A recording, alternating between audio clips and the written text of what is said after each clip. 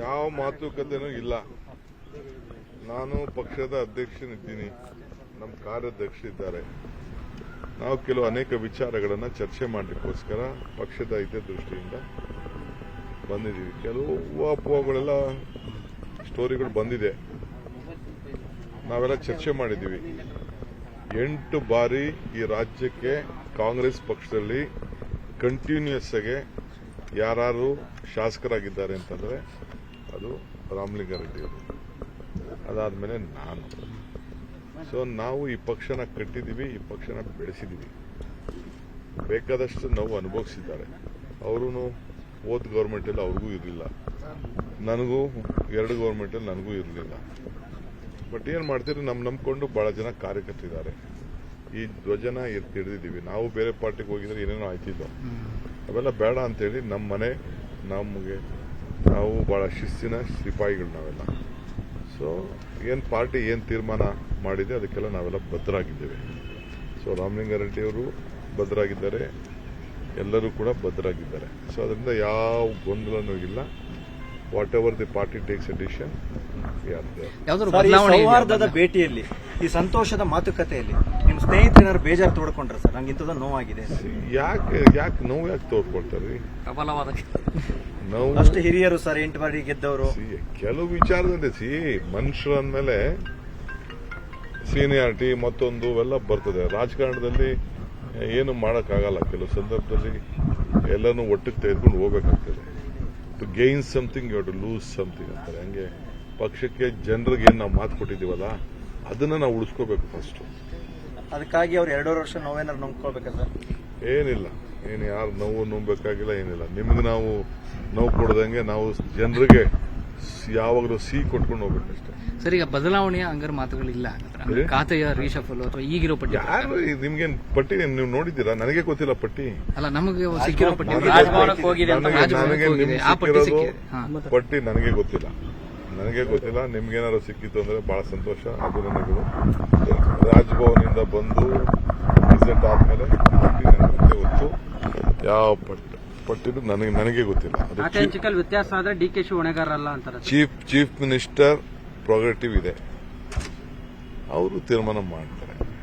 Sir, ಈಗ guarantee ಯೋಜನೆಗಳ ಬಗ್ಗೆ ಸಾಕಷ್ಟು ಟೀಕೆಗಳನ್ನ ಹಾಗೆ ಮುಂದುವರಿಸಿದ್ದಾರೆ. ಮಾಡ್ತಾ ಇರಬೇಕು. ಟೀಕೆ ಮಾಡ್ತಾ ಇದ್ರೆ ತಾನೇ ನಮ್ ಗ್ಯಾರಂಟಿ ಪ್ರಚಾರ ಆಗೋದು. ಸದ್ಯ ನೀವು ಅವರೆಲ್ಲ ಪಾಪ ಬಹಳ ದುಃಖ, ದುಮಾನ, ದುಗುಡ, ಆವೇಶ.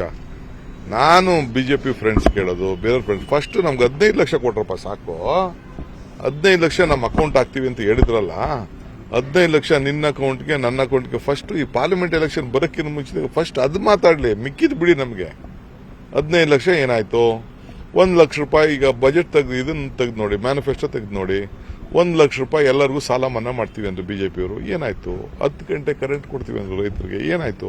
ಫಸ್ಟ್ ಇದು ಮಾತಾಡ್ರೆ ಎಲ್ಲ, ಆಮೇಲೆ ಸ್ಟ್ರೈಕು, ಧರಣ, ಪರಣ, ಆವೇಶ, ಮಾತು. ಸಂಪುಟದಲ್ಲಿರುವಂತಹ ಸತೀಶ್ ಜಾರಕಿಹೊಳಿ ಮಾತು ಹೇಳಿದ್ದಾರೆ ಸರ್, ನಾವು ಗ್ಯಾರಂಟಿ ಕಾರ್ಡ್ ಅನ್ನ ಮನೆ ಮನೆಗೆ ಕೊಟ್ಟವಲ್ಲ, ಆ ರೀತಿ ಯೋಜನೆನೂ ಮನೆ ಮನೆಗೆ ಕೊಡಕ್ ಆಗಲ್ಲ, ಅದಕ್ಕೊಂದಷ್ಟು ಮಾನದಂಡಗಳಿರ್ಬೇಕು.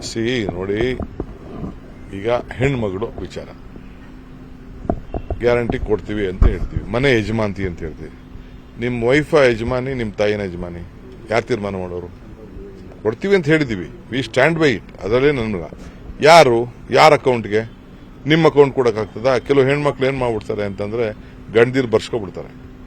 ಪಾಪ ಅವ್ರಿಗೆ ಗೊತ್ತಿರಲ್ಲ, ಅವಿದ್ಯಾವಂತ ಇರ್ತಾರೆ. ಸೊ ಅದಕ್ಕೆ ನೇರವಾಗಿ ಆ ತಾಯಿಗೆ ಹೋಗ್ಬೇಕು, ಮನೆ ಯಜಮಾಂತಿಗೆ ಹೋಗ್ಬೇಕು, ಸಂಸಾರ ನಡೆಸೋರ್ಗೆ ಹೋಗ್ಬೇಕು. ಅಕೌಂಟ್ ಇಲ್ಲ ಅಂದ್ರೆ ಅಕೌಂಟ್ ಮಾಡಿಸ್ಬೇಕು, ಫೋಟೋ ಇಲ್ಲ ಅಂದ್ರೆ ಫೋಟೋ ಕೊಡಿಸ್ಬೇಕು. ಯಾರಿಗೋ ನಾವು ಹಂಗಂತ ನಾವು ಮಾಡಕ್ಕಾಗಲ್ಲ, ಮಾಡಬೇಕು, ಕೊಡಬೇಕು, ಒಂದು ಗೌರವಕ್ಕೆ ಇರಬೇಕು. ಈಗ ಪವರ್ ಬಿಲ್ ಏನೋ ಆಯ್ತು, ಬಾಡಿಗೆ ಮನೆ ಇರಲಿಲ್ಲ, ಇನ್ನೊಬ್ರು ಮನೆ ಇರಲಿ ಮಾಡಿ ಅದು ಲೆಕ್ಕಾಚಾರ ಹಾಕ್ಬಿಡ್ತಾರೆ, ಅದು ಬೇರೆ ವಿಚಾರ. 1ನೇ ತಾರೀಕು ಕ್ಯಾಬಿನೆಟ್ ಇದೆ, ಎಲ್ಲ ಗೈಡೆನ್ಸ್ ತಗೊಂಡ್ ಬನ್ನಿ ಅಂತ ಹೇಳಿದೀವಿ ನಾವು. ನಮಗೂ ಎಷ್ಟು ಬೇಕು ಅಂತ ನಮಗೂ ಗೊತ್ತಿದೆ. ಏನು ಯಾರು ಆತಂಕ ಪಡಬೇಕಾದಿಲ್ಲ. ಯಾರು ಸ್ಟ್ರೈಕ್ ಗೀಕೆಲ್ಲ ಬೇಕಾದ್ರೆ ಮಾಡೋರಿಗೆ ನಾವೇನು ಬೇಡ ಅಂತ ಹೇಳುದಿಲ್ಲ.